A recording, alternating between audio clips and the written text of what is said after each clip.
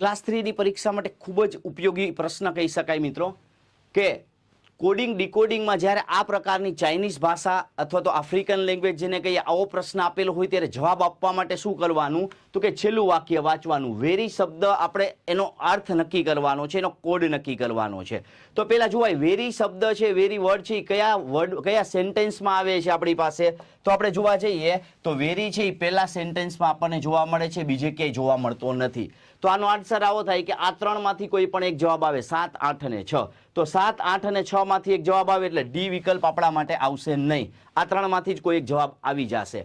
હવે કોમન મેથડથી આપણે પ્રશ્નનો જવાબ ગણવાનો છે. કોમન હોય કેન્સલ કરતું થવાનું થશે. જેમ કે આપણે જોવા જઈએ પહેલા અને બીજા વાક્યમાં કયો વર્ડ કોમન છે તો કે 2 વર્ડ કોમન હોવા જોઈએ. એમાં હાર્ડ કોમન છે, હાર્ડ કોમન છે. તો એ 2 નંબર કોમન હશે આપણા માટે. 8 કોમન છે, 8 કોમન છે. એટલે હાર્ડ માટે 8 નો કોડ થશે. એવી જ રીતે સ્ટડી માટે શું કોમન છે તો કે સ્ટડીમાં પહેલામાં અને ત્રીજામાં કોમન છે. તો પહેલા ત્રીજામાં કોમન હોય એવો નંબર કયો? 6 અને 6.